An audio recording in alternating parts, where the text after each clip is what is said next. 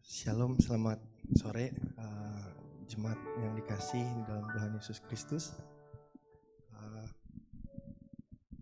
Bagaimana kabarnya di minggu ini? Saya baik, puji Tuhan ya. Ya, sebelum kita memulai ibadah pada sore hari ini, mari kita saat teduh sejenak untuk mempersiapkan hati dan pikiran kita.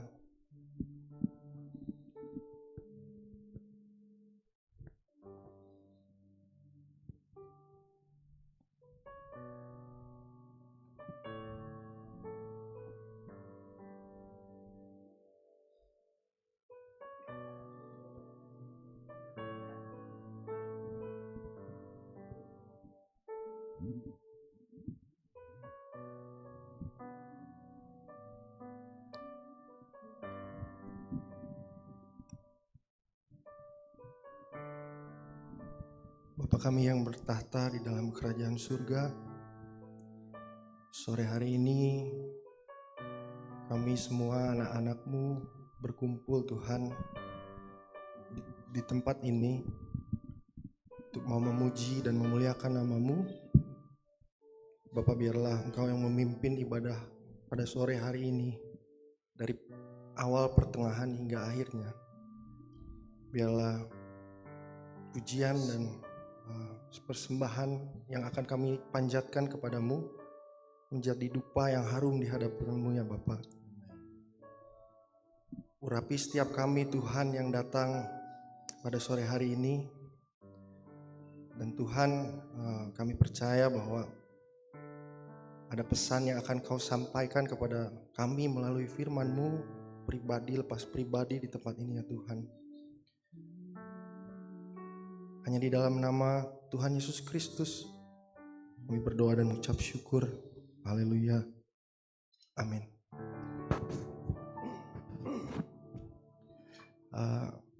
Saya undang jemaat untuk bangkit berdiri. Mari kita angkat satu pujian. Joy to the world.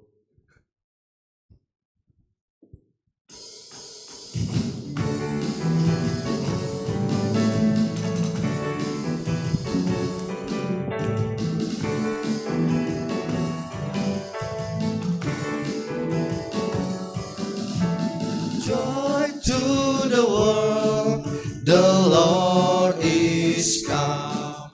Let earth receive His King. Let every heart prepare His room, and heaven and nature sing, and heaven and nature sing, and heaven and nature sing.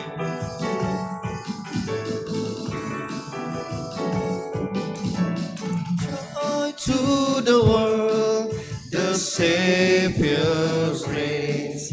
Let all their songs employ wide fields and floods, rocks, hills and plains. Repeat the sounding joy, repeat the sounding joy, repeat the sounding joy.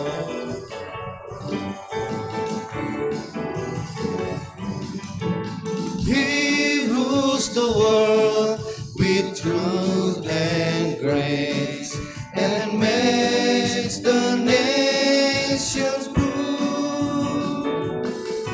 the glories of His righteousness, and wonders of His love, and wonders of His love, and wonders of His love.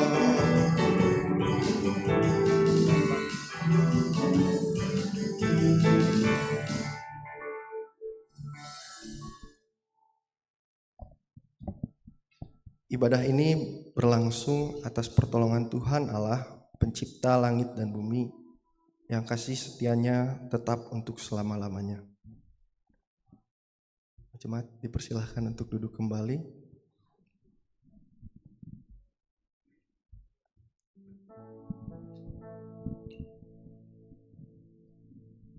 Sebelum kita masuk lebih dalam lagi, mari kita merenungkan satu minggu ini. Mungkin banyak hal yang terjadi di dalam kehidupan kita, dan mungkin nggak semua hal dapat kita pahami dengan baik. Dalam keterbatasan kita sebagai manusia untuk memahami kehendak Tuhan di dalam setiap hidup kita, mungkin ada kalanya juga kita sebagai manusia meragukan penyertaan Tuhan.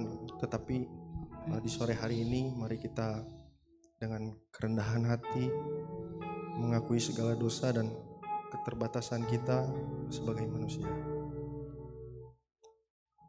Mari kita berdoa secara pribadi.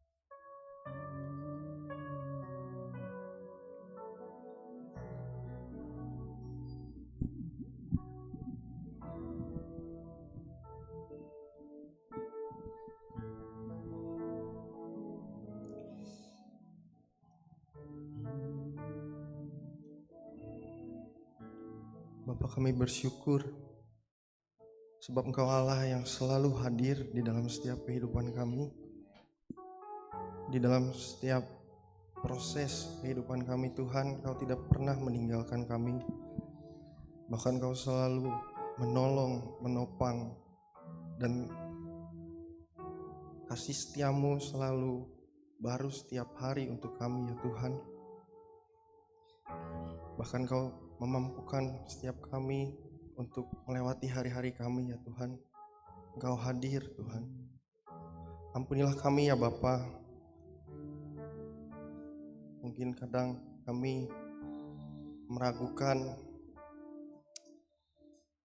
dalam penyertaan-Mu di dalam kehidupan kami.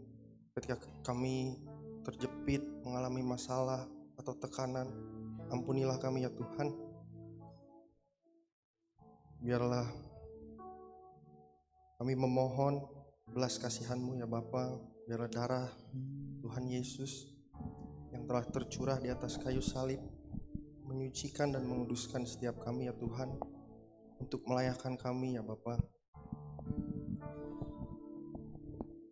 Ajar kami Tuhan untuk selalu percaya dan taat kepadamu ya Tuhan.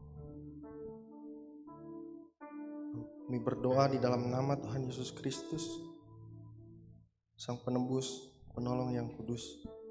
Haleluya. Amin.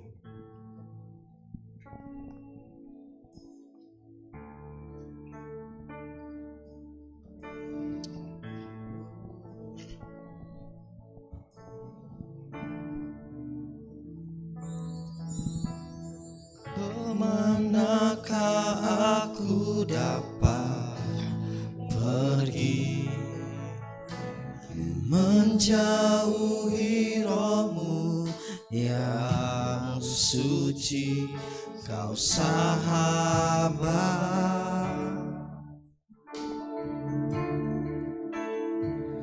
dan Kau dekat.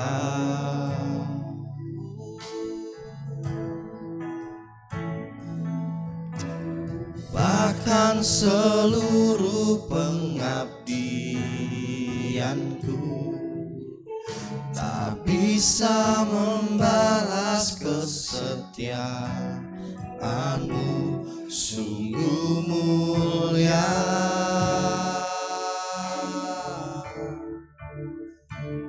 dan berharga.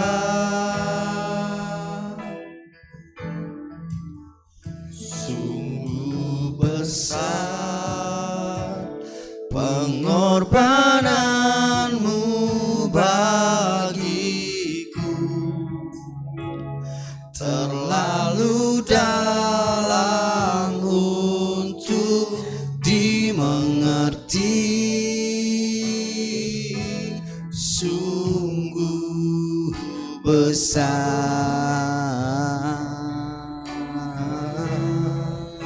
sungguh indah yang kau pikirkan tentangku,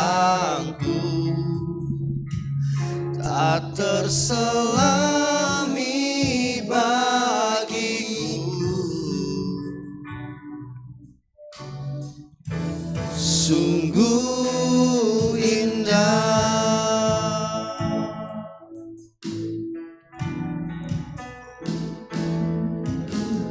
Kemana seluruh pengabdianku, tak bisa membalas kesetiaanmu, sungguh mulia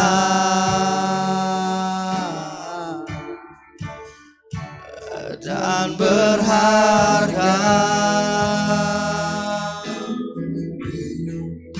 sungguh besar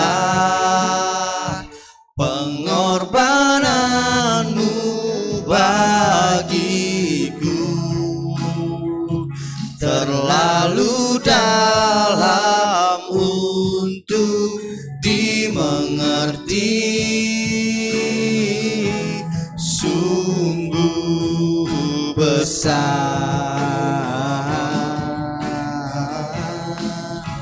sungguh indah yang kau pikirkan tentangku, tak terselami bagiku, sungguh indah, sungguh indah, sungguh indah.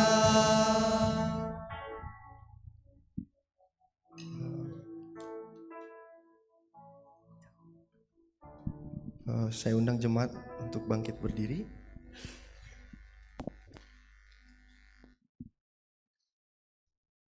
Ya, kadang mungkin berbagai macam hal kita hadapi di dalam kehidupan, tetapi di firman ini berkata setia Tuhan itu sungguh besar gitu. Jadi dan mari kita imani pujian ini bahwa janji Tuhan itu sungguh ajaib gitu di dalam setiap kehidupan kita. Mari kita nyanyikan lagu ini, ku percaya janjimu ajaib.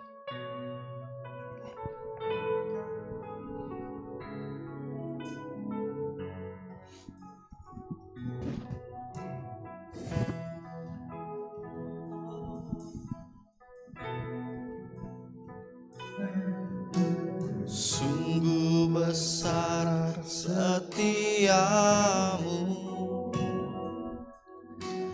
kau nyatakan bagiku,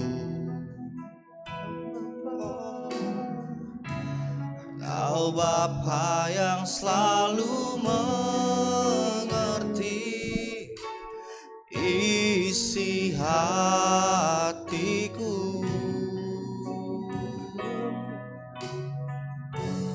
Kemuliaan-Mu kau janjikan, aku tetap percaya, ku percaya janji-Mu ajaib, terukir dalam kehidupanku. Ku berserah di dalam kekuatan-Mu, ku percaya.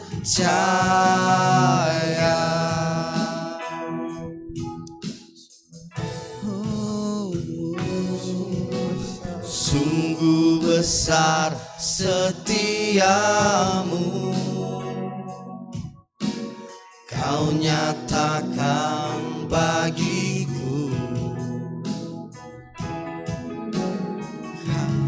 Kau Bapa yang selalu mengerti isi hatiku. Kemuliaan-Mu Kau janjikan, aku tetap percaya. Ku percaya janji-Mu ajaib, terukir dalam kehidupanku. Ku berserah di dalam kekuatan-Mu, hanya Kau segalanya bagiku. Ku percaya janji-Mu ajaib, terukir dalam kehidupanku. Ku berserah di dalam kekuatan-Mu, ku percaya.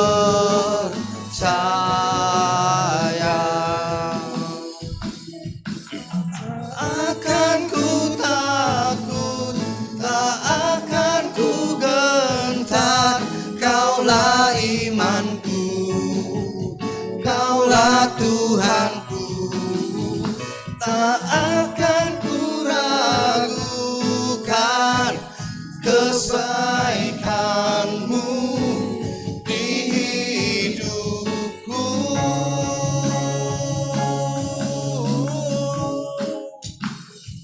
Ku percaya janji-Mu ajaib, terukir dalam kehidupanku.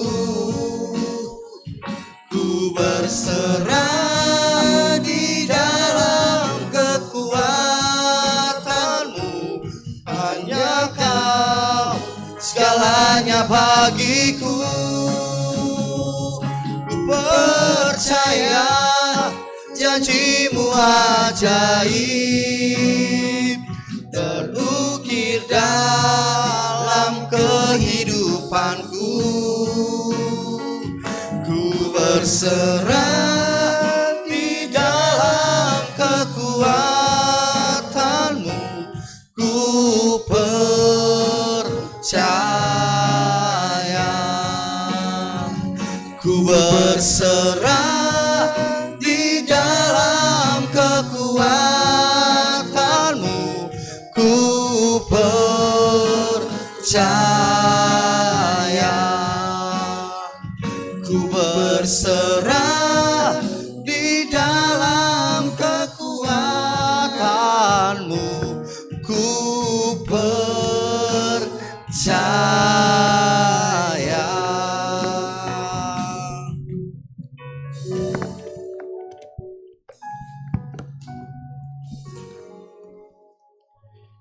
Kita berdoa.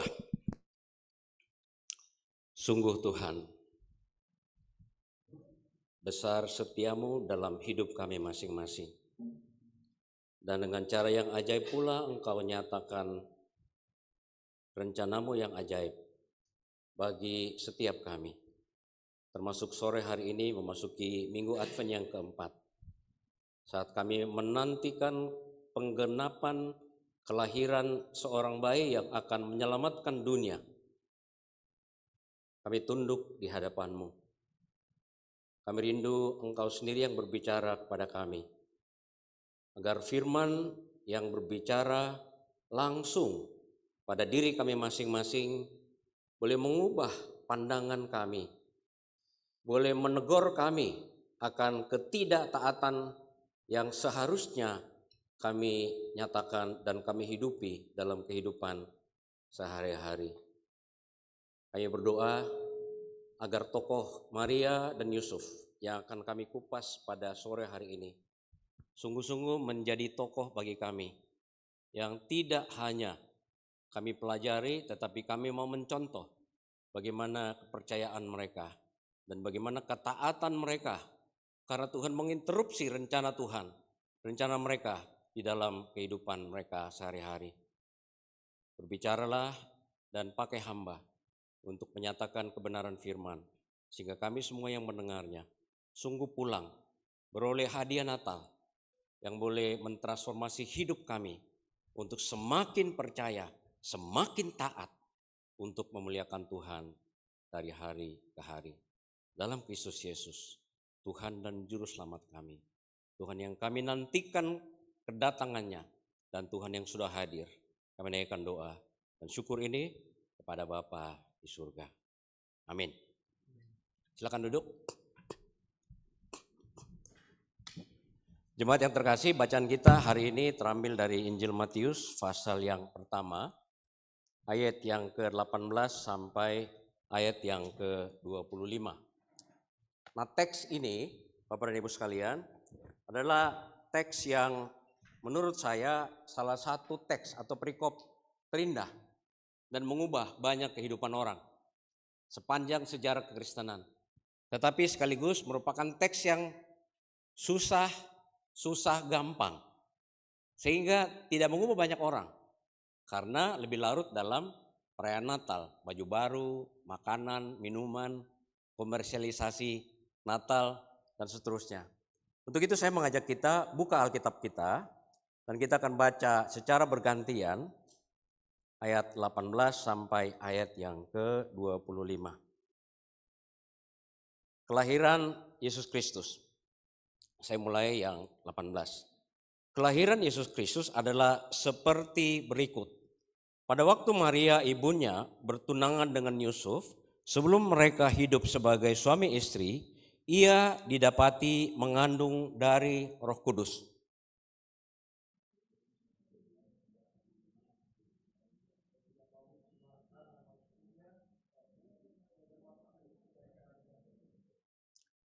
Ayat 20, namun ketika ia mempertimbangkan maksud itu, malaikat Tuhan tampak kepadanya dalam mimpi dan berkata, Yusuf anak Daud, janganlah engkau takut mengambil Maria sebagai istrimu, sebab anak yang di dalam kandungannya adalah dari Roh Kudus.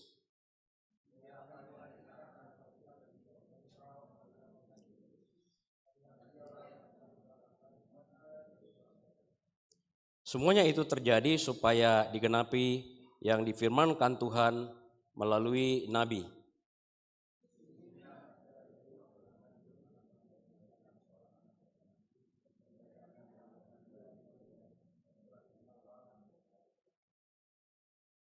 Sesudah bangun dari tidurnya, Yusuf berbuat seperti yang diperintahkan malaikat Tuhan itu kepadanya.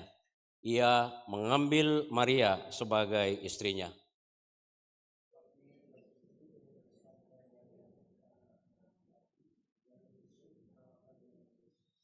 Ya, demikian firman Tuhan.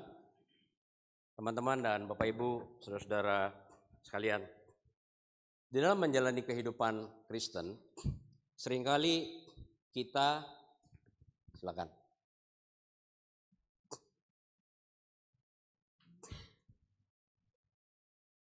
Kita terjebak dalam agenda kita dan agenda Tuhan.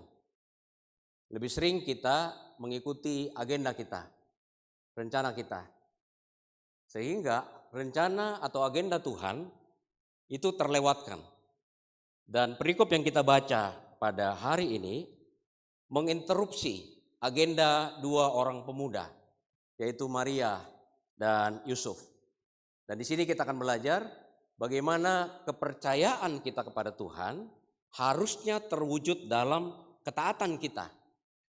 Sehingga rencana Tuhan itu terlaksana dan berkat yang Tuhan janjikan kepada manusia, kepada kita, itu bisa kita peroleh. Nah, saya membagi bacaan kita menjadi 4 bagian. Yang pertama ayat 18 sampai 20. Silakan Alkitabnya tetap terbuka karena saya akan mengajak kita untuk membacanya. Ayat 18 sampai 20 saya beri judul percaya dengan iman akan rencananya. Slide berikut. Ya. percaya dengan iman akan rencananya. Kita baca dari bagian yang pertama bahwa ayat 18, kelahiran Yesus Kristus terjadi ya karena Maria, tunangan Yusuf, mengandung dari Roh Kudus sebelum mereka hidup sebagai suami istri. Jadi di dalam budaya atau tradisi Israel bahwa seorang yang sudah tunangan itu sama kekuatannya dengan orang yang sudah menikah. Hanya satu langkah baru mereka menikah. Dan biasanya terjadi waktu itu sekitar 1 tahun. Hanya perceraian, ya, hanya perceraian. Jadi ketika dua orang yang sudah tunangan itu pisah, mereka dianggap bercerai karena sudah terikat. Kalau bahasa kita adalah sudah legally binding ketika mereka sudah bertunangan. Nah, yang terjadi adalah bahwa Maria sudah mengandung terlebih dahulu. Nah, sebab itu saya mengajak kita melihat siapa Maria sebetulnya dan apa yang dikerjakan Tuhan dalam diri Maria. Nah, untuk itu teks kita tidak membuka atau menjelaskan secara rinci tentang siapa Maria. Saya ajak kita buka Lukas pasal yang pertama ayat yang ke-26 sampai 38. Jadi ada paralel antara Lukas dengan Matius, namun dengan tokoh yang berbeda. Jadi Matius berbicara tentang Yusuf, kemudian Lukas berbicara tentang Maria. Kita perhatikan siapa itu Maria. Teksnya terlalu kecil ya. Siapa itu Maria? Ya. Nah, Maria adalah seorang yang di sini disebutkan dalam bulan yang ke-6 malaikat Gabriel disuruh Allah pergi ke kota bernama Nazaret di Galilea. Seorang perawan yang bertunangan dengan seorang yang bernama Yusuf dari keluarga Daud, namanya Maria. Jadi Maria adalah orang Nazaret yang di Galilea. Kalau kita lihat di peta, Galilea atau Nazaret itu kampung, ya, tertinggal, bukan di kota besar. Jadi bisa dikatakan bahwa Maria ini adalah orang kampung yang juga miskin, ya. Dan dia seorang perawan. Artinya karena disebut di sini seorang perawan ayat 27, dia adalah seorang yang masih murni, menjaga keperawanannya. Artinya dia hidup benar di hadapan Tuhan dan di hadapan sesamanya. Dan selanjutnya dikatakan sudah bertunangan dengan seorang yang bernama Yusuf. Bapak dan Ibu sekalian, di dua ayat ini ketika kita perhatikan, dalam tradisi Yahudi, Maria sangat tidak layak untuk menerima tugas besar dari Tuhan. Karena pertama perempuan, yang kedua miskin dari kampung, betul? Yang ketiga adalah dia sudah bertunangan dengan Yusuf. Nah, sehingga pertanyaan yang muncul adalah kenapa Maria yang dipilih oleh Tuhan? Bukan orang kaya, bukan influencer, ya, bukan seorang penguasa atau perempuan-perempuan yang ada di kota Yerusalem dan seterusnya dan seterusnya. Nah, mari kita lihat di bagian berikutnya, ayat 26. Siapa Maria dari kacamata Tuhan? Ayat 26. Malaikat Gabriel disuruh menjumpai Maria. Kenapa Maria yang dijumpai? Karena malaikat tidak akan berjumpa dengan seorang sembarangan. Dengan dia menjaga kemurniannya dan seterusnya, maka Maria sebetulnya bisa kita kategorikan sebagai seorang yang hidup benar di hadapan Tuhan. Sehingga seorang yang hidup benar di hadapan Tuhan, ayat 28 mengatakan, salam hai engkau yang dikaruniai. Ya, di dalam Alkitab tidak banyak orang yang disapa engkau yang dikaruniai. Maria adalah salah satunya. Kenapa dia disapa dengan engkau yang dikaruniai? Karena dia hidup benar di hadapan Tuhan dan di hadapan sesamanya. Dan dilanjutkan, masih ayat 28. Tuhan menyertai engkau, ya. Dan di ayat yang ke-30, perhatikan, di ayat yang ke-30 dikatakan engkau beroleh anugerah di hadapan Allah. Bapak Ibu dan saudara yang terkasih dalam Kristus, ini sangat menarik. Secara tradisi dia tidak layak. Tapi dari kacamata Tuhan, yang tidak layak di hadapan manusia justru dilayakkan oleh Tuhan. Karena dia menjaga kehidupan yang kudus di hadapan Tuhannya. sehingga Tuhan secara pribadi melalui malaikatnya datang dan berfirman kepadanya. Pertanyaannya adalah, apakah Maria langsung percaya ketika malaikat datang kepadanya dan menyapanya? Salam, hai engkau yang dikaruniai, Tuhan menyertai engkau. Ya, pasti dia terheran-heran, kenapa dia yang disapa oleh malaikat Tuhan, bukan orang yang lebih layak daripadanya. Sehingga di sini kita lihat Maria mengatakan, apa maksud dari salam itu? Kenapa aku? Kenapa bukan orang lain yang lebih layak dibanding aku, ya? Dan ayat yang ke-28 tadi kita lihat, salam engkau, kemudian bertanya dalam hatinya, apa maksud semuanya itu? Saudara yang terkasih dalam Tuhan Yesus, bahkan di dalam ayat yang ke-34, perhatikan ayat 34, Maria berkata kepada malaikat itu, bagaimana mungkin hal itu terjadi? Saya orang kampung, saya masih muda, saya belum berhubungan dengan laki-laki, tetapi saya mengandung seorang anak laki-laki dari Tuhan lagi. Ya, jadi Maria tidak langsung percaya. Tetapi kalau kita perhatikan ayat-ayat selanjutnya, bagaimana cara Tuhan bekerja? Di ayat yang ke-35, situ kita lihat, jawab malaikat Gabriel itu kepadanya, Roh Kudus akan turun atasmu, itu yang pertama. Jadi Roh Kudus akan turun atasnya, dan kuasa Allah yang Maha Tinggi akan menaungi engkau. Jadi perbuatan Tuhan, pekerjaan Tuhan di dalam diri Maria, perempuan muda yang sederhana, itu terjadi karena campur tangan Tuhan.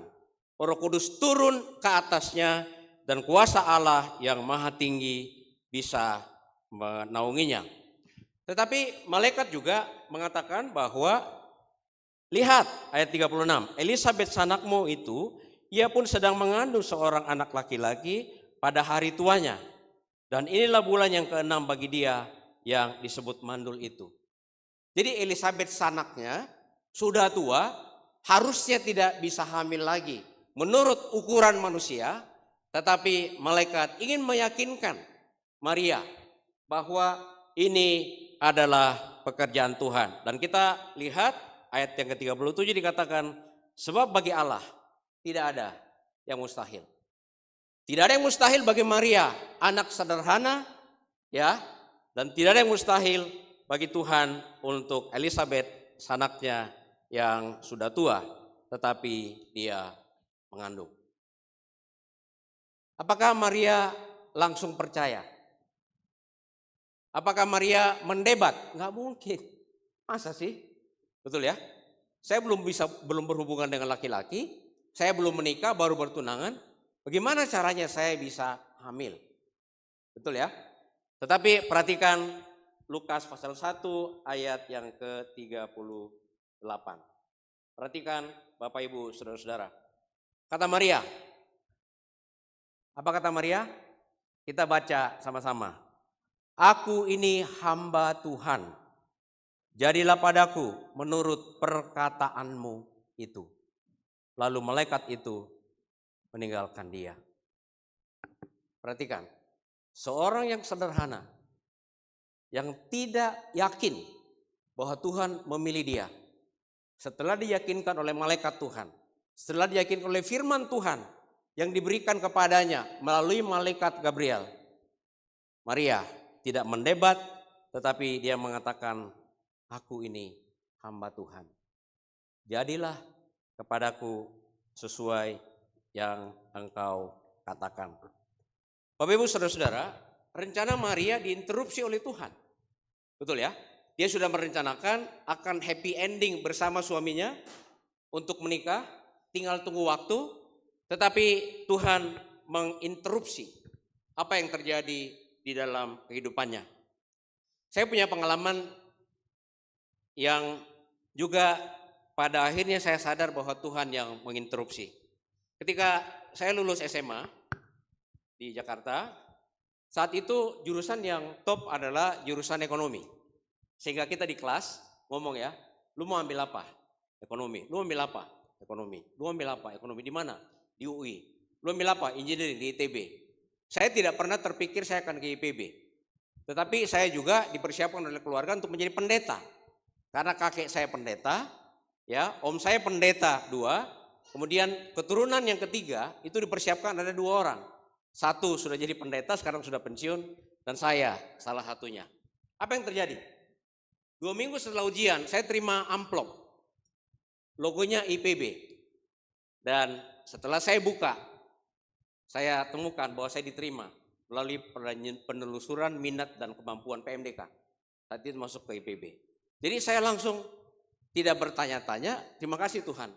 Kalau Tuhan ingin saya masuk ke IPB, maka saya tidak akan mengambil ekonomi. Dan saya tidak akan pernah sekolah teologi.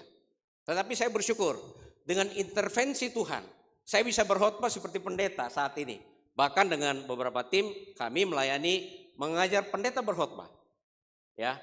Tapi yang kedua, saya tidak belajar ekonomi. Tetapi karena saya bertanggung jawab terhadap keberlanjutan dari perusahaan tempat saya bekerja, maka saya juga harus belajar ekonomi dan menganalisa secara ekonomi, sosial dan lingkungan untuk keputusan-keputusan yang terjadi. Jadi Bapak Ibu Saudara-saudara, mungkin ketika Tuhan menginterupsi, teman-teman dari Breakthrough pasti mengalaminya, ya, punya agenda sendiri. Tapi Tuhan menginterupsi, sekarang bergabung main band, memuji Tuhan jadi MC. Tuhan menginterupsi apa yang kita rencanakan karena Dia memiliki rencana yang lebih besar dalam diri kita. Saya memahaminya bahwa interupsi dari Tuhan itu adalah divine redirection. Jadi Allah melakukan arahan baru terhadap rencananya dalam diri kita masing-masing. Menurut kita itu paling baik, tapi menurut Tuhan, ada yang lebih baik buat kamu. Jadi di redirect, bahkan mungkin diputar 180 derajat. Berbeda sama sekali dengan apa yang kita rencanakan, apa yang kita maui. Dan itu sering terjadi dalam kegiatan dalam kehidupan kita sehari-hari. Bapak Ibu Saudara-saudara, dalam kehidupan kita, studi kita, pekerjaan kita, keluarga kita, ya gereja kita, bangsa kita, Allah mungkin akan terus melakukan interupsi. Karena Dia punya rencana besar bagi kita, bagi keluarga kita, bagi bangsa kita. Tapi pertanyaannya adalah, apa kita mau seperti Maria mengaku bahwa saya ini hamba Allah. Saya ini hamba Tuhan. Terjadilah padaku apa yang dimaui oleh Tuhan. Terjadilah padaku apa kehendak Tuhan. Sebab itu mari kita belajar seperti Maria. Dia polos, tetapi dia juga hidup benar di hadapan Tuhan. Dan ketika firman itu datang kepadanya, maka dia menyerahkan diri untuk dipakai sepenuhnya oleh Tuhan sehingga rencananya dapat terjadi. Ya, itu yang pertama. Percaya dengan iman akan rencananya. Yang kedua, ayat 21 sampai 24. Slide berikut. Taat berarti berserah sepenuhnya kepada Tuhan dan kehendaknya. Tadi lagu kita itu sangat diulang-ulang. Percaya pada Tuhan, kehendak Tuhan. Karena memang hanya itu yang mungkin terjadi. Kita tidak punya pilihan lain di dalam kehidupan kita. Ketika Tuhan yang berdaulat kita dengarkan, maka Dia akan melakukan rencananya dalam hidup kita. Nah, dari Maria kita pindah ke Yusuf, tunangan Maria. Pertanyaannya adalah siapa Yusuf ini? Ya. Nah, kalau kita kembali ke bacaan kita dari Matius, ya, kita buka kembali Matius, maka kita akan lihat di ayat yang ke-16. Di situ dikatakan bahwa Yusuf ini adalah dari keturunan Daud. Ini silsilah, ya. Jadi Yakub mempunyai anak Yusuf, suami Maria, dari Maria lahir Yesus yang disebut Kristus. Jadi dia sah berada di dalam jalur keturunan Daud. Kemudian ayat 18, kita mulai tadi, ya, dia sudah bertunangan dengan Maria. Ayat 19, ini akan mengejutkan kita. Karena Yusuf suaminya seorang yang benar. Ya. Benar artinya tidak hanya di hadapan manusia, tapi di hadapan Tuhan. Karena berikutnya kita akan lihat Apa yang terjadi pada Maria, terjadi juga pada Yusuf. Yaitu Tuhan lewat malaikatnya datang berbicara kepadanya di dalam mimpi. Dan itu hanya terjadi sepanjang sejarah firman Tuhan, sepanjang sejarah Alkitab, itu hanya terjadi bagi mereka yang hidup benar di hadapan Tuhan. Dan ayat yang ke-19, perhatikan juga disebutkan, tidak mau mencemarkan nama istrinya di depan umum. Ya, karena dia punya maksud untuk menceraikannya. Tetapi di sini kita baca ayat 19, tidak mau mencemarkan nama istrinya. Kita perhatikan bahwa karakter seorang Yusuf adalah seorang keturunan Daud yang bertunangan, hidup benar, dan tidak mau merusak nama istrinya di hadapan umum. Keren ya? Kata singkatnya, orang seperti Yusuf ini adalah seorang yang berintegritas. Di hadapan Tuhan benar, di hadapan manusia benar, termasuk ketika dia berhadapan dengan masalah, dia tidak ingin mencemarkan nama istrinya. Ya, di ayat yang ke-21 dari bacaan kita perhatikan, ia akan melahirkan anak laki-laki dan engkau akan menamakan dia Yesus. Jadi kita lihat di sini bahwa Maria tunangannya sudah mengandung, ya, dari Roh Kudus. Dan di sini disebutkan Yusuf memahami bahwa anak yang dilahirkan itu nantinya akan diberi nama Yesus. Bapak Ibu Saudara, di ayat yang ke-24 kita kalau perhatikan, apakah Yusuf argue dengan malaikat Tuhan? Gak mungkin, dia udah hamil, betul ya? Saya mau taruh muka di mana? Gengsi saya di mana? Ya, nanti kalau anak itu lahir, itu anak siapa? Kan kira-kira gitu ya, pola pikir kita. Nah, seringkali kita terlalu terbawa oleh emosi kita dan konteks cara berpikir kita pada saat ini. Tetapi apa yang dilakukan oleh Yusuf di ayat yang ke-24, perhatikan. Di ayat 24, Yusuf diperhatikan. Sesudah bangun dari tidurnya, ya, dia mimpi tadi, ketemu dengan malaikat Tuhan, Yusuf berbuat seperti yang diperintahkan malaikat Tuhan itu kepadanya. Ia mengambil Maria sebagai istrinya. Awalnya dia ingin menceraikan, karena dia nggak bisa terima. Belum hidup sebagai suami istri, sudah hamil, betul ya? Tetapi karena dia seorang yang berkarakter, hidup benar di hadapan Tuhan dan sesama manusia, maka Tuhan sendiri berbicara kepadanya lewat malaikatnya, sehingga dia taat. Jadi Yusuf adalah contoh seorang yang taat melakukan firman Tuhan, karena dia memahami bahwa pasti ada maksud Tuhan di baliknya. Bapak Ibu Saudara, kita perhatikan bahwa Yusuf sensitif terhadap suara Tuhan. Berapa banyak dari kita yang kalau mimpi percaya dengan mimpinya? Ya, tidak semua kan? Betul ya? Bisa aja mimpi itu nggak benar gitu loh. Ah, masa sih? Masa saya nikah sama dia, ambil sebagai istri, dia sudah mengandung, betul kan? Tapi kita tidak melihat argumen yang muncul. Dia betul-betul mau mengambil resiko. Yaitu namanya pasti akan jadi bahan pembicaraan, akan menjadi gosip, betul ya? Dan sesama laki-laki yang mengatakan, lu sembrono lu, perempuan hamil lu ambil sebagai istri, kan kira-kira gitu, ya.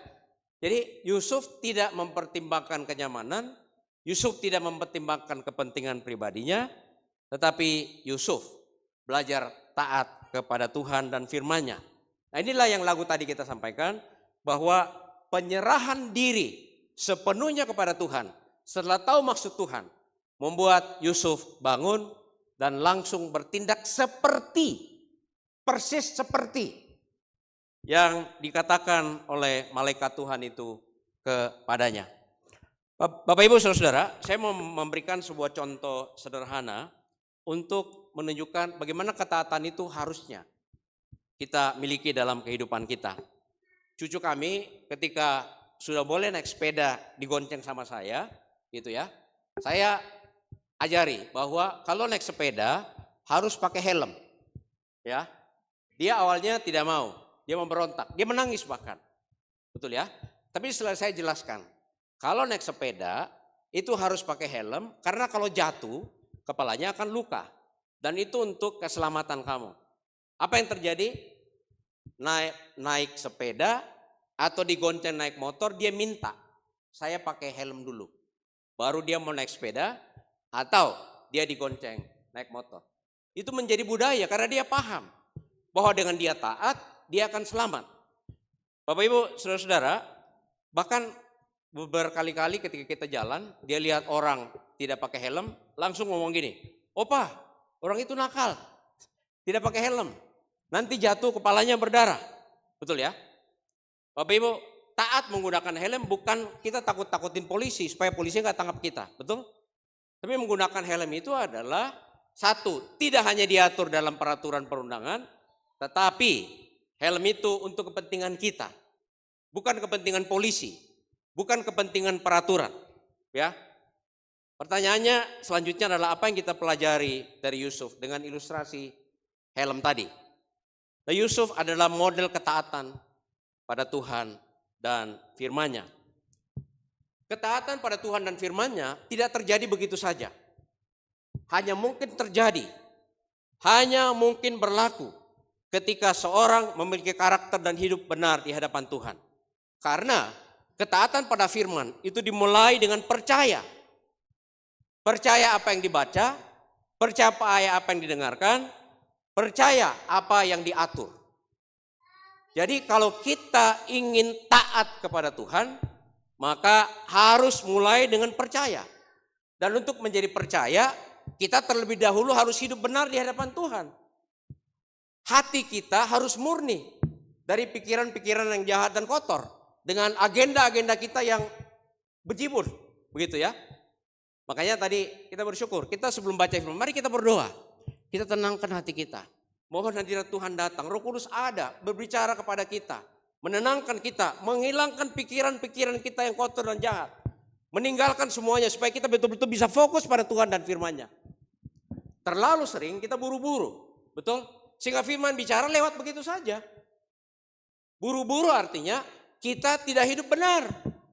Bagaimana firman mau masuk, tertanam di hati dan pikiran kita. Bagaimana kita mau taat kalau kita nggak percaya. Dari Yusuf kita belajar. Seorang anak muda yang berintegritas. Ya, yang walaupun agendanya diinterupsi. Bahkan bukan cuma diinterupsi. Dia harus menanggung banyak tantangan. Karena keputusan yang diambil untuk mengambil Maria sebagai istrinya. Maka dia digunakan oleh Tuhan dalam rencananya. Kalau pakai helm itu kita selamat. Kita tidak ditangkap polisi. Maka Bapak Ibu saudara-saudara yang terkasih, teman-teman. Percaya pada Tuhan dan firman-Nya. Dan taat melakukannya. Kita tidak hanya makin hidup benar di hadapan Tuhan, tetapi kita beroleh kehidupan yang kekal nanti bersama dengan Tuhan.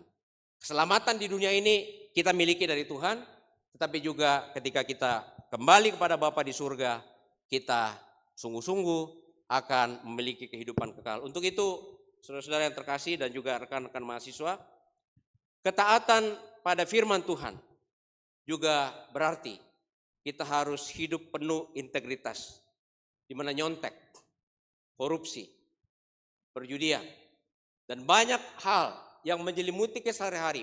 Gak usah susah-susah. Bapak Ibu buka handphone, sudah masuk reels, betul ya? Apa yang terjadi?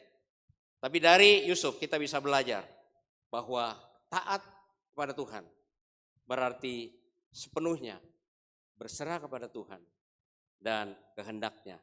Selanjutnya Tuhan sendiri yang akan berkarya. Yang ketiga, ayat 22 sampai 23. Melalui percaya dan taat janji Allah digenapi. Nah, kalau kita perhatikan bacaan kita ayat yang ke-23, maka kita baca ayat 23, ini dikutip dari Yesaya 7, ayat yang ke-14. Jadi Nabi Yesaya menubuatkan bahwa sesungguhnya anak darah itu akan mengandung dan melahirkan seorang anak laki-laki dan mereka akan menamakan dia Immanuel. Jadi nubuat itu terjadi ratusan tahun sebelumnya. Dan penggenapannya itu terjadi pada zaman Maria dan Yusuf. Pertanyaannya adalah, tadi kita sudah lihat, Maria yang tidak layak, Yusuf seorang yang benar yang sudah punya agenda akan menikah dengan perempuan yang dicintainya, yang sudah bertunangan, tetapi kedapatan hamil dari Roh Kudus.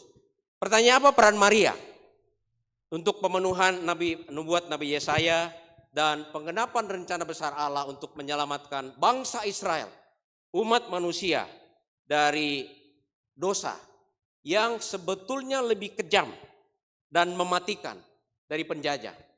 Ya, saat itu mereka dijajah oleh kerajaan Romawi dan mereka tidak sadar bahwa penjajahan terbesar yang terjadi adalah kehidupan kita dikuasai oleh kuasa dosa, sehingga kehendak Tuhan tidak terjadi, tidak terlaksana di dalam kehidupannya.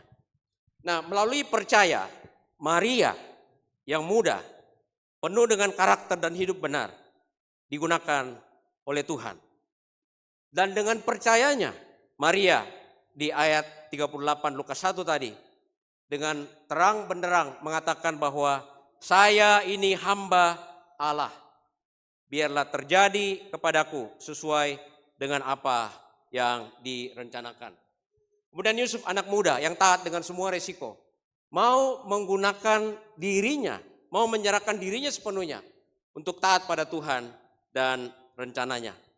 Bapak Ibu Saudara, kita perhatikan bahwa Maria dan Yusuf adalah ordinary people, orang biasa yang digunakan oleh Tuhan untuk melaksanakan extraordinary purpose yang dari Tuhan. Bukan hanya menyelamatkan mereka, tetapi menyelamatkan bangsa Israel yang dijajah dan dikuasai oleh dosa. Tuhan menggunakan orang-orang biasa, bukan influencer, bukan selebriti, bukan orang kaya, bukan seorang penguasa, tapi menggunakan orang biasa. Ya, ordinary people untuk mengubah dunia dengan kelahiran Yesus Kristus di dalam diri mereka. Ada sebuah ilustrasi yang sangat menarik. Ini saya dapatkan dari Copilot 365. Saya tanya, ilustrasi apa yang cocok? Copilotnya bilang begini. Maria dan Yusuf itu seperti pelari estafet. Ya, Bapak Ibu tahu kalau pelari estafet itu pelarinya ada 4 orang. Ya, dia lari, kemudian diserahkan tongkatnya ke yang di depan. Betul? Dia tidak bisa memenangkan lari estafet kalau seorang diri. Dia hanya mengambil bagian dalam lari estafet. Tapi dia melakukan dengan taat. Aturannya seperti apa, perintah pelatihnya seperti apa, dia lakukan dengan taat dan setia. Dan akhirnya tongkat estafet diberikan kepada pelari berikutnya dan seterusnya. Sehingga mereka menang. Ketaatan Maria dan Yusuf juga seperti itu.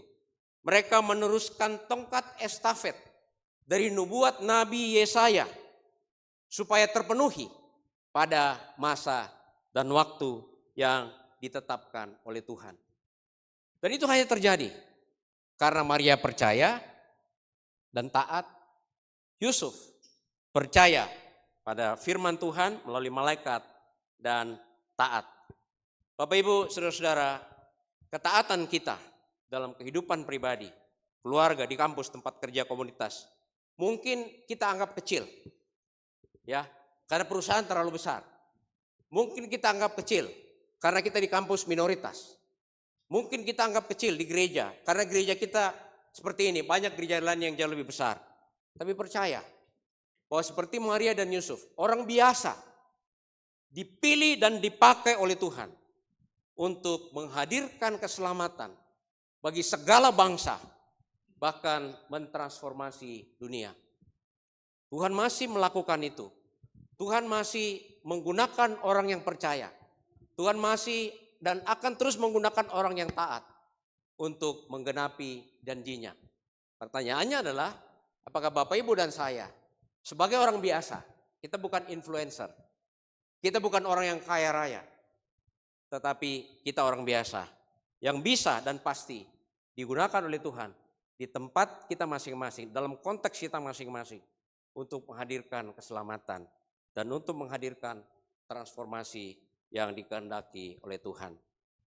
Yang terakhir, bagian yang keempat, Allah menyelamatkan dan menyertai kita. Ini di ayat 21, ayat 23, dan ayat yang ke-25.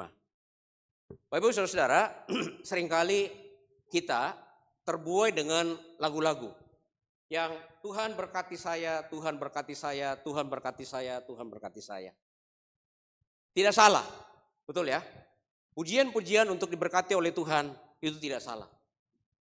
Tetapi belajar dari Maria dan Yusuf bahwa berkat dan hasil dari ketaatan mereka kepada Tuhan itulah yang membuat perbedaan. Yaitu bahwa Tuhan datang ke dunia menyelamatkan umat manusia. Dan kita lihat dua arti nama yang sebetulnya sejajar tapi memiliki makna yang berbeda. Di ayat 21 dan ayat yang ke-25, Maria yang mengandung dari Roh Kudus melahirkan seorang anak laki-laki dan diberi nama oleh Yusuf, yaitu Yesus. Artinya Allah menyelamatkan dunia dari dosa-dosa mereka. Dan ini dilakukan Tuhan karena manusia tidak dapat menyelamatkan diri sendiri. Betul? Kita dengan segala upaya dan segala cara tidak dapat menyelamatkan diri sendiri. Hanya Tuhanlah dengan inisiatifnya berintervensi masuk ke dalam dunia. Sehingga kita bisa melihat dan mengalami siapa Tuhan itu. Di dalam diri Yesus Kristus. Dan itu terjadi karena Maria mau percaya dan mau taat, dia digunakan oleh Tuhan. Bapak Ibu, itu sejalan dengan Mazmur 130 ayat 8. Di situ dikatakan, dialah yang akan membebaskan Israel dari kesalahan kita. Bahkan di dalam Titus pasal 2 ayat 12 dikatakan, ia membebaskan kita dari segala kejahatan dan menguduskan kita bagi dirinya. Jadi Titus memperluas cakupan keselamatan yang diberikan oleh Yesus Kristus, yaitu kita diterima oleh Yesus Kristus sebagai anaknya, sebagai muridnya, dan dikuduskan bagi dirinya. Nah, kata dikuduskan itu sudah kita lihat di ayat-ayat sebelumnya. Itu Maria, murni di hadapan Tuhan. Betul? Benar di hadapan Tuhan, yaitu Yusuf. Sehingga Bapak Ibu Saudara dan teman-teman sekalian, kalau kita ingin dipakai oleh Tuhan untuk terlibat dalam rencana besarnya, maka tidak ada pilihan lain selain kita menerima Yesus sebagai Tuhan dan Juru Selamat pribadi kita, tetapi mau menjadikan diri kita dikuduskan olehnya untuk digunakan bagi kemuliaan namanya. Nah, nama yang kedua di ayat yang ke-23, Immanuel, Allah beserta kita. Nah, kalau Bapak Ibu perhatikan kitab Matius, sangat menarik. Karena kitab Matius dibuka dengan Immanuel, ditutup dengan Immanuel. Yang ikut pemuridan siapa? Matius pasal 28 ayat 18 sampai 20. Segala kuasa telah diberikan kepadaku dan seterusnya. Pergilah, jadikanlah semua bangsa muridku. Dan perhatikan di ayat yang terakhir 20b. Ketahuilah, aku menyertai kamu senantiasa sampai akhir zaman. That is Immanuel. Ketika Matius menuliskan Immanuel, ya, itu adalah nubuat. Tetapi ketika dia hendak meninggalkan murid-muridnya dan mengutus mereka pergi, dia sendiri yang mengatakan bahwa aku menyertai kamu sampai akhir zaman. Apa artinya buat kita? Immanuel artinya bahwa Allah itu hadir dalam setiap dan sepanjang kehidupan kita. Hadir di hati kita. Dia tidak akan pernah hadir secara fisik, tapi hadir di hati kita. Dan untuk itu, Bapak Ibu Saudara-saudara, kita dimampukan untuk percaya dan taat. Karena kita tahu bahwa Immanuel itu ada dalam kehidupan kita sehari-hari.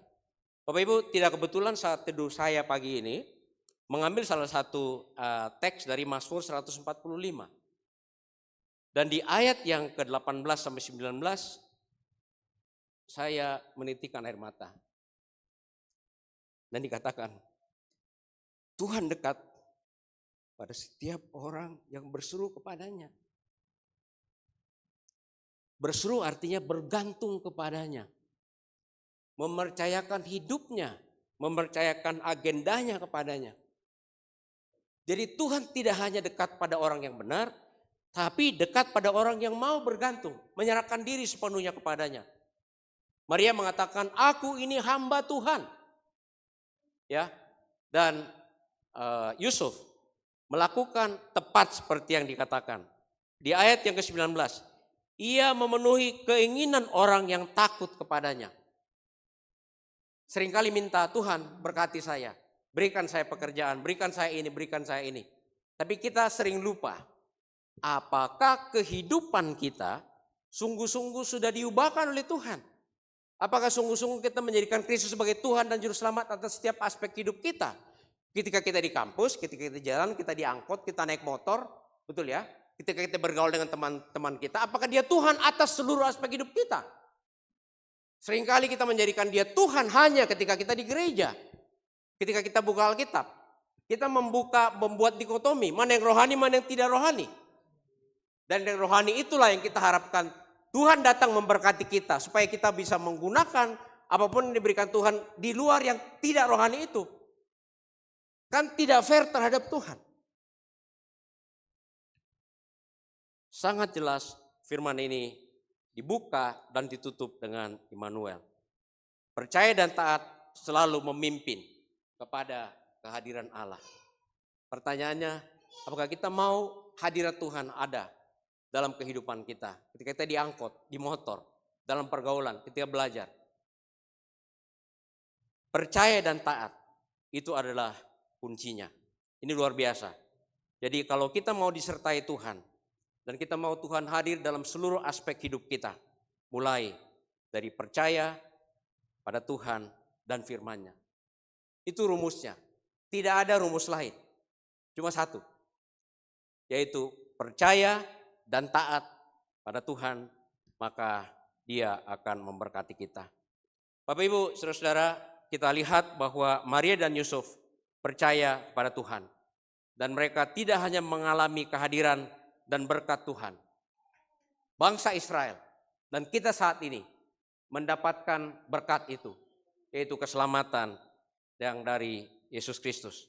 Sebab itu saya menantang setiap kita untuk kembali meninggalkan tempat ini, untuk melakukan introspeksi, melakukan refleksi, sejauh mana keyakinan kita, kepercayaan kita terhadap Tuhan dan firman-Nya, dan seberapa mau kita taat atas setiap firman yang kita baca dan kita dengarkan. Karena hanya dengan demikian, maka berkat Tuhan itu akan hadir bagi kita, bagi keluarga kita, bagi gereja kita, bagi bangsa kita, dan bagi dunia. Bapak Ibu, saudara-saudara yang terkasih, sesuai dengan tema Minggu Advent yang keempat, 4 hari lagi kita akan merayakan Natal. Pertanyaannya, percayakah kita dan maukah kita taat seperti Maria dan Yusuf? Mari kita pulang dengan hadiah Natal, yaitu ketaatan pada firman Tuhan adalah jembatan rohani yang menghubungkan percaya kita dengan kehadiran dan berkat Tuhan.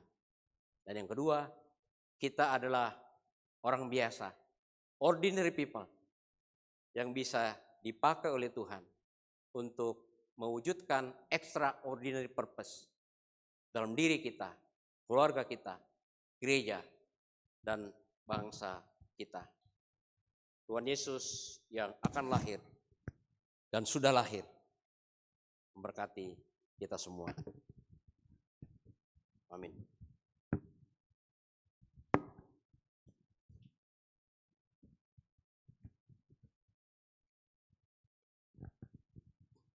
Mari kita masuk dalam doa syafaat. Kami sungguh bersyukur Tuhan Allah Bapa di surga, karena Tuhan secara visual menghadirkan Maria dan Yusuf, anak-anak muda yang belajar hidup benar di hadapan sesama dan di hadapan Tuhan. Mereka belajar hidup berintegritas, sehingga dari jutaan manusia, Tuhan memilih mereka untuk mewujudkan rencana dan karya besar-Mu menyelamatkan bangsa Israel dan kami pada saat ini. Itu terjadi karena Maria melihat dirinya adalah hamba Allah yang mau menyerahkan sepenuhnya rencana Tuhan dalam diri dan kehidupannya, termasuk ketika Tuhan menginterupsi agenda dan rencananya. Kami juga bersyukur Tuhan membentangkan Yusuf, seorang pemuda penuh integritas, hidup benar di hadapan Tuhan, dan dia mau taat walaupun risikonya, walaupun tantangan, walaupun tanggung jawab sangat besar yang harus dihadapinya ketika mengambil Maria yang sudah hamil dari Roh Kudus sebagai istrinya.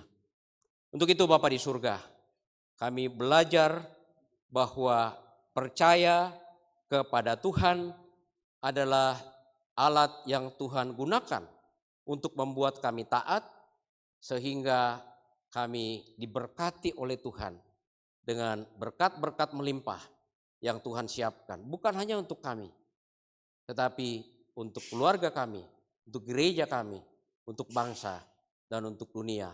Karena melalui mereka, melalui Maria dan Yusuf, dan kami percaya Tuhan juga akan menggunakan kami.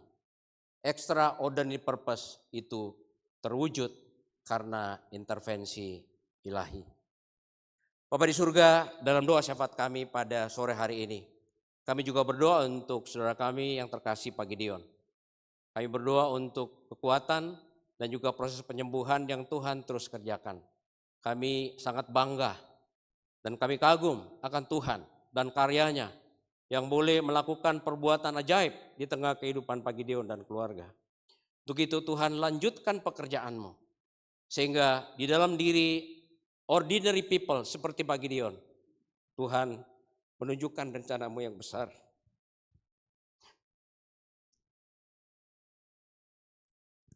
Kami juga berdoa untuk kami semua, jemaat Tuhan yang sakit. Perubahan iklim mempengaruhi ketahanan tubuh kami. Untuk itu Tuhan berkati mereka yang terbaring di rumah sakit atau yang sedang sakit.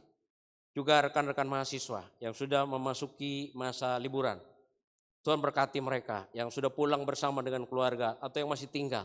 Berkati mereka satu persatu, sehingga selama masa raya Natal dan tahun baru ini, mereka sungguh-sungguh menikmati Tuhan dan kehadirannya dengan terus belajar, percaya, dan taat kepada Tuhan.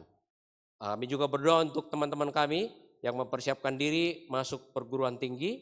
Biarlah Tuhan menolong mereka juga mempersiapkan. Kami tahu bahwa rencana Tuhan indah pada waktu Tuhan, dan ajar kami semua juga untuk sensitif mendengarkan suara Tuhan dan belajar melihat apa mau Tuhan dalam hidup kami dengan menyerahkan diri kami sepenuhnya kepada Tuhan.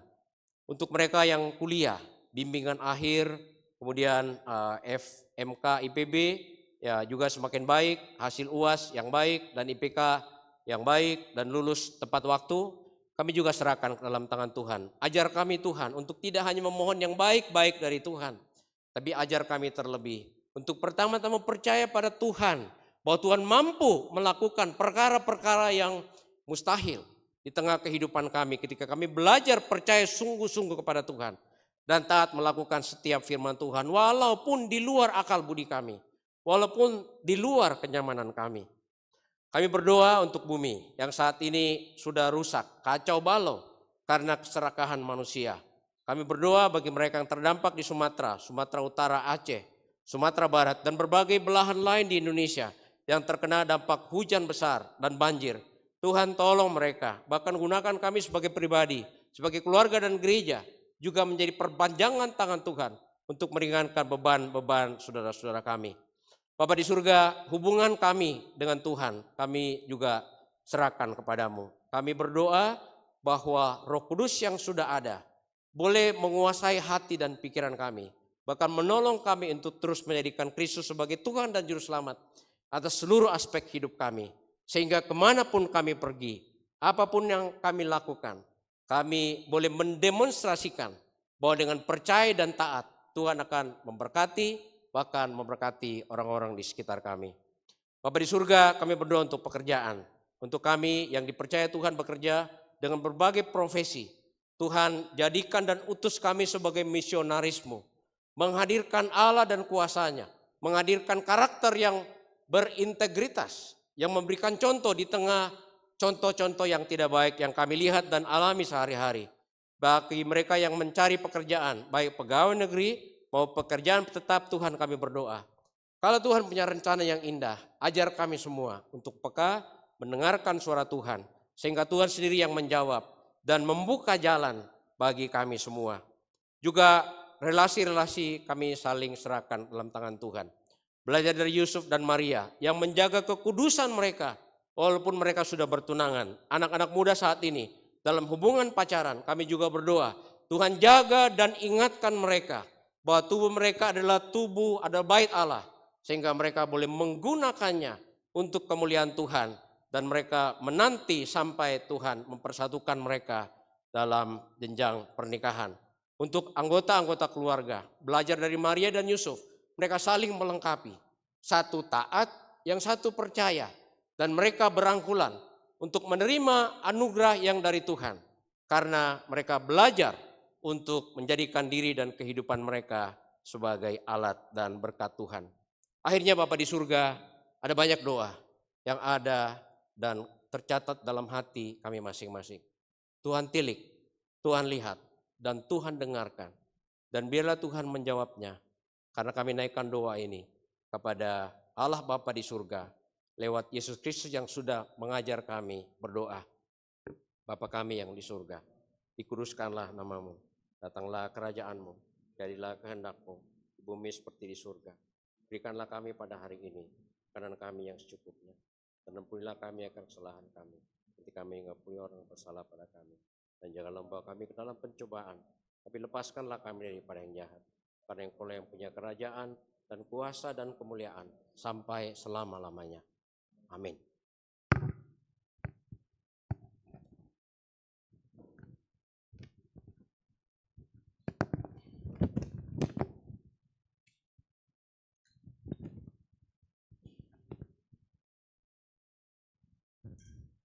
Jemaat sekalian diundang untuk bangkit berdiri.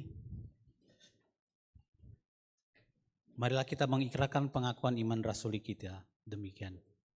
Aku percaya kepada Allah, Bapa yang Maha Kuasa, Halif langit dan bumi, dan kepada Yesus Kristus anaknya yang tunggal Tuhan kita, yang dikandung daripada Roh Kudus, lahir dari anak darah Maria, yang menderita sengsara, di bawah pemerintahan Pontius Pilatus, disalibkan, mati dan dikuburkan, turun ke dalam kerajaan maut. Pada hari yang ketiga, bangkit pula dari antara orang mati, naik surga, duduk di sebelah kanan Allah, Bapa yang Maha Kuasa, dan dari sana Ia akan datang untuk menghakimi orang yang hidup dan yang mati.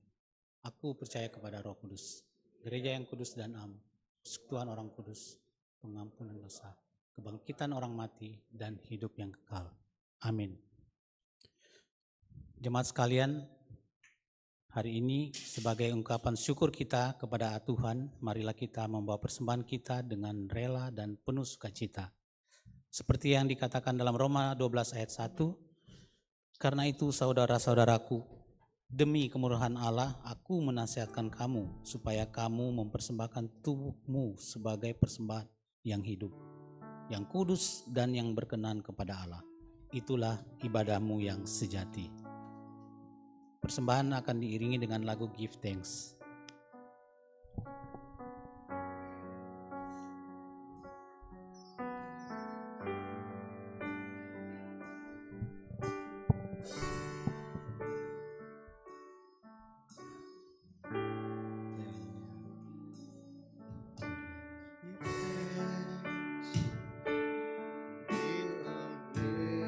Full heart, give thanks to the Holy One.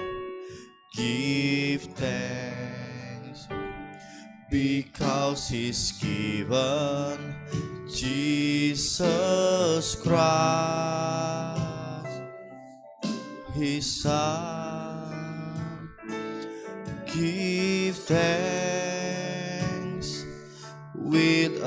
grateful heart, give thanks to the Holy.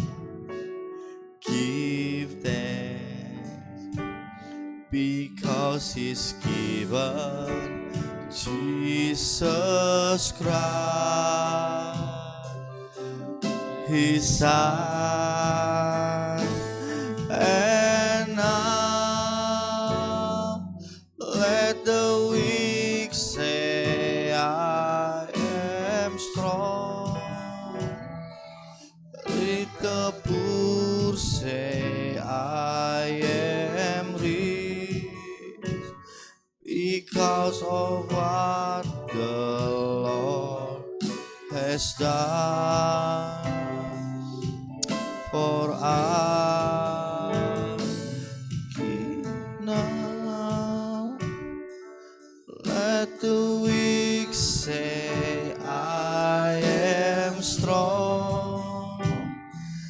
Let the poor say, I am rich, because of what the Lord has done for us.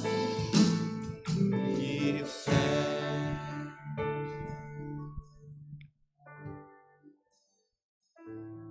Mari kita berdoa. Ya Allah, kami membawa persembahan sebagai ungkapan syukur atas kebaikan-Mu. Terimalah persembahan ini sebagai sarana bagi gereja-Mu untuk kemuliaan nama Tuhan. Inilah doa dan permohonan kami Bapa. Kami berdoa dan bersyukur dalam nama anak-Mu, Tuhan Yesus Kristus. Amin.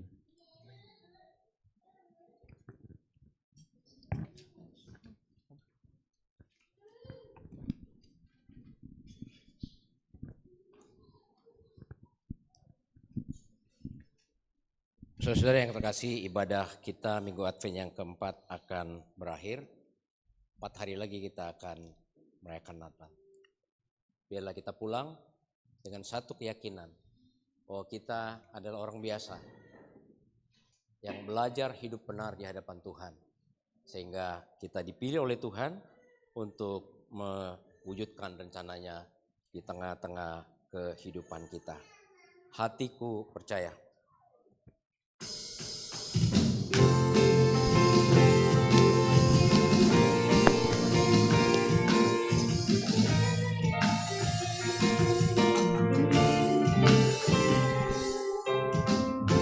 Tuhanlah kekuatan dan mazmurku, Dia gunung batu dan keselamatanku. Hanya padamu hatiku percaya, Kaulah menara dan kota perlindungan. Ku mau selalu bersyukur, sebab cintamu padaku takkan pernah berubah. Hatiku percaya, walau bumi bergoncang, gunung-gunung beranjak, namun kasih setiamu tak pergi dariku.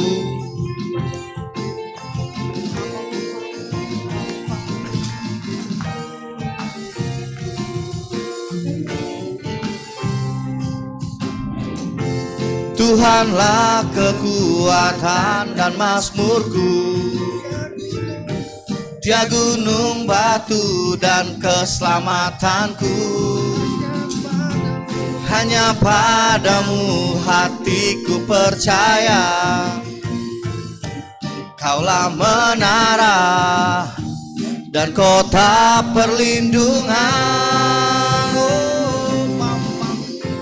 Ku mau selalu bersyukur, sebab cintamu padaku takkan pernah berubah. Hatiku percaya, walau bumi bergoncang, gunung-gunung beranjak, namun kasih setiamu tak pergi dariku. Kasih setiamu tak pergi dariku. Kasih setiamu tak pergi dariku.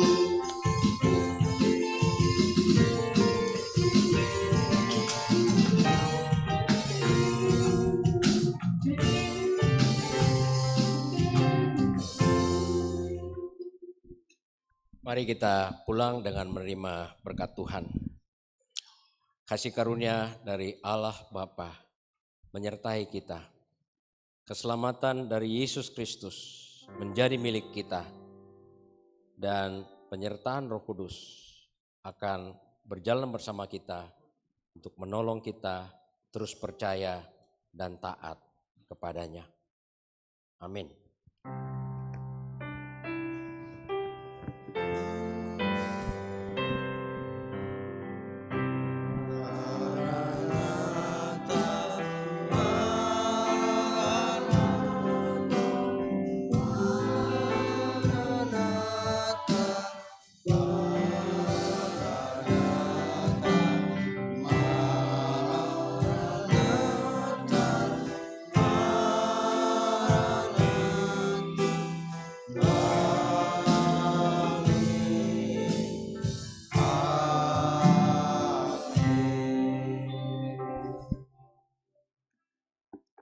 Amin, silakan duduk.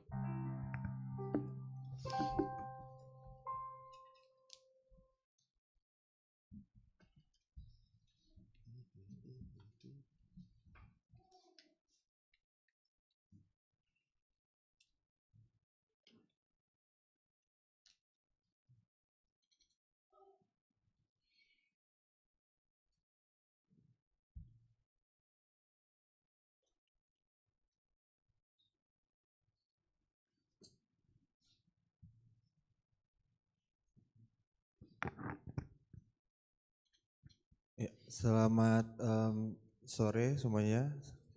Ya. Seperti biasa, saya maju untuk membacakan warta pada minggu ini sebagai perwakilan dari Komisi Pemuda. Oke, mungkin untuk yang pertama wartanya ada warta lomba foto booth GKI Bogor Baru. Ini merupakan salah satu acara atau kegiatan yang dilakukan pada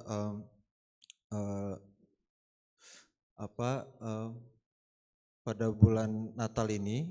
Pengumpulan foto bisa dikumpulkan mulai tanggal 14 sampai 28 Desember. Jadi maksimal minggu depan, hari Minggu gitu ya teman-teman.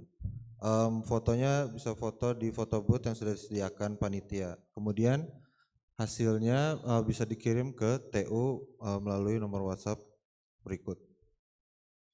Oke. Kemudian ada beberapa kategori untuk dewasa, lansia, pemuda atau remaja, dan juga keluarga.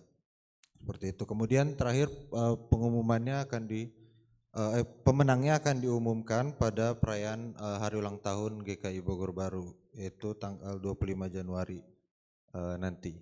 Seperti itu. Di sini ada yang udah foto belum ya? Sudah? Belum? Kalau misalnya belum, nanti mungkin bisa foto bareng juga setelah acara di bawah nanti. Seperti itu. Selanjutnya ada jadwal ibadah Natal. Ibadah Natal pertama itu akan dilakukan pada hari Rabu 24 Desember 2025 pukul 17 atau 5 sore. Yang akan dilayani oleh Penatua Shema. Kemudian selanjutnya ada ibadah Natal kedua atau ibadah Natal kedua dan baptisan kudus anak yang akan dilakukan besoknya tanggal 25 Desember 2025 pukul 9 pagi yang akan dilayankan oleh Pak David Sudarto. Itu selanjutnya ada persembahan amplop khusus Natal atau palungan. Jadi majelis jemaat menyediakan amplop persembahan khusus Natal atau persembahan palungan yang akan digunakan dalam ibadah malam Natal pada hari Rabu 24 Desember 2025. Jemaat diharapkan dapat mempersiapkan persembahan malam Natal. Kemudian amplop persembahan dapat diambil di meja penyambut di hari itu. Jadi di hari Rabu nanti sebelum teman-teman naik atau beribadah bisa mengambil amplopnya terlebih dahulu. Oke, selanjutnya ada sakramen perjamuan kudus akan dilayankan pada Minggu 4 Januari 2026 pada pukul 9 dan juga 9 pagi dan juga 4 sore. Jadi di ibadah pagi dan juga ibadah kedua sore hari. Dilayani oleh Pendeta Darwin Darmawan. Kemudian ada juga Sensura Morum atau persiapan perjamuan kudus yang dilakukan secara pribadi ataupun dan juga bersama. Untuk pribadi telah kita lakukan di minggu tanggal 14 dan juga tanggal 21 atau hari ini. Kemudian yang bersama akan dipandu penatua pada minggu 28 Desember atau minggu depan. Kemudian perjamuan kudus di rumah dilayani pada minggu 4 Januari juga. Cuman untuk teman-teman atau jemaat yang kiranya tidak bisa datang atau melakukan perjamuan kudus atau harus melakukan perjamuan kudus di rumah bisa menghubungi TU paling lambat tanggal 31 Desember 2025. Seperti itu. Mungkin untuk warta